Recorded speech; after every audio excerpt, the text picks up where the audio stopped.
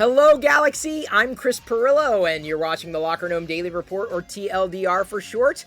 Today, I want to share with you my top 10 tips on another tech topic, tantalizing, I truly hope, on buying a smartwatch. I am smart, and I'm wearing a watch, therefore it is a smartwatch. And in case you were wondering if buying a smartwatch would make you smarter, no is the answer to that question.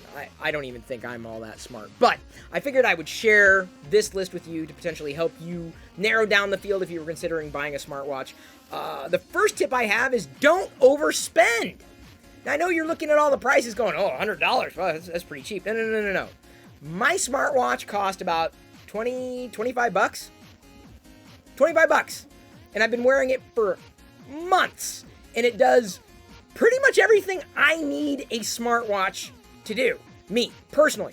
20 bucks. So if you were worried that you didn't have enough money to buy a smartwatch, think again. I'll put the link in the video description. It's a Wyze watch. W-Y-Z-E. And if you're not familiar with that brand, they create a variety of devices that you may also be interested in. Another thing that I wanted to throw out as a tip, consider your common use cases. So for example, I use a timer every day, and normally I would turn to my smartphone, and I use it when I'm boiling the water for my tea chino that I have in the morning. And usually I let the tea steep in the tea holder thing. That's the technical word for the thing that holds the tea, by the way. I set a timer. It's easy. I swipe over, press the timer button, and then like immediately I've got a countdown timer. It's awesome. So I didn't need too much for my smartwatch to help me do things that I was doing anyway. Another tip for you, don't go gaga over notification support. Now, this is a big word of warning. I don't understand how some of y'all just have every notification turned on for everything, everywhere, all the time. Dude, like, this is the first thing I do is turn off notifications in half the apps that I have. Seriously. Because the last thing you want to be is bombarded with this, that, this, ba. I mean, it's a problem enough on your computer, let alone your smartphone, let alone your wrist. You don't want to be bothered. This thing is just there, and it should be out of the way when you don't need to use it. I mean, there are certain notifications that you're going to want, but others, yeah, I'd be very careful. So when that smartwatch is saying it'll send you notifications for this, that, and the other thing, don't get too excited, because too many notifications can actually make you less likely to be productive, because these constant interruptions, constant. So ease up off that gas pedal when it comes to the notifications. Don't go gaga over them when they talk about notification support. Another tip, careful, and this is kind of an ancillary tip to the previous one, don't get sucked into the app illusion. So for example, if a company says, our smartwatches have 1 billion apps that you can download, how many are you really going to use? Okay, just look at your phone. How many apps are available for your phone? How many? Billions. It's a bit egregious. But, you know, if they're saying that there are countless apps that are available, it doesn't matter how many apps are available. It only matters what you are going to use. So don't get sucked into that illusion. Just, it must be the best because it has the most apps. Think about what you're going to use. Don't be thrown off by those big numbers. What are you going to need on your smartwatch? Another tip that you may not consider, but especially with a watch, it's less important with a smartphone, in my estimation, as it is a watch, but get as much charging time as possible. So battery life, right? This will last maybe a week or so before I need to recharge it. I need to turn off the timer. Well, I don't need to, I'm going to. But it'll last about a week, and then I charge it. Like, there are other smartwatches that maybe last a day and a half. So you've packed it with all these features, you spent all this money, and you have to take it off your wrist every other day? How is that convenient?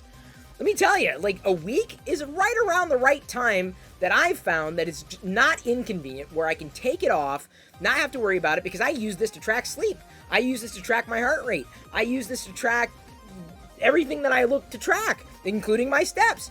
So I always want to have it on, and when you have to charge it, you can't have it on. So it's something to consider. How much charging time do you want trust me, as close to a week right now as you possibly can get. Another tip, think of your primary use case before you go out looking for a smartwatch, like what it is that you're trying to do. Like, I'm looking to track my steps. Fine.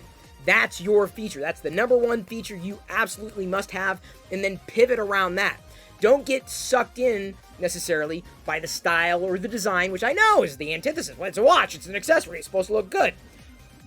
Okay, yeah, that's absolutely, you know, a viable thing to say. It's relative, but if you don't get that one feature in your smartwatch, why are you getting a smartwatch? Why would you wear something? It may be stylish. It's fine if you just want to wear it as an accessory just to be stylish, but at that point, you'd be overpaying for anything that was a watch or that had technology in it because you were using it for a different reason than it was designed for. And yes, it is possible to have both. It just depends on what kind of style you want. Not to diminish style. But without thinking about the actual use case, that primary use case, you won't know where to begin with the array of options that are available, including options that may not necessarily be on your radar because they don't come from quote-unquote big companies.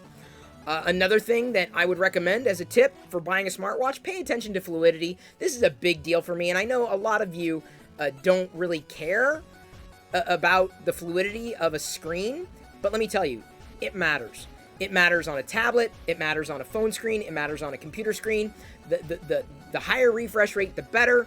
The more fluid the animations, the better. And the reason why is because when animations are smooth, they keep that magic going on your wrist. Like, oh, this is very smooth, very clean, very efficient, as opposed to an animation that does this. Like, smooth or crunchy. And a lot of smartwatches, they're expensive, and it's crunchy, not smooth, creamy. There we go. Creamy and crunchy. It's all about peanut butter.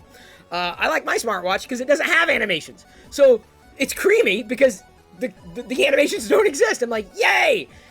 Because otherwise they would be garbage. Because I've really yet to see a good smartwatch that had fluid animations at 60 frames per second. Because some companies don't think about the software. You need to think about the software. That's my tip.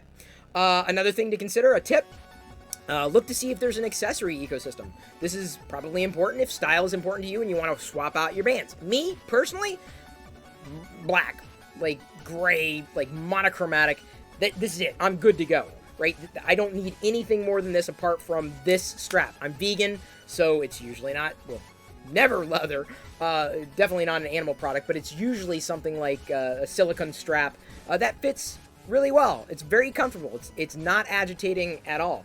But you may have to consider the accessory ecosystem if the bands that the bands that it comes with by default aren't necessarily to your liking. Something to consider before you invest $20 or more in a smartwatch.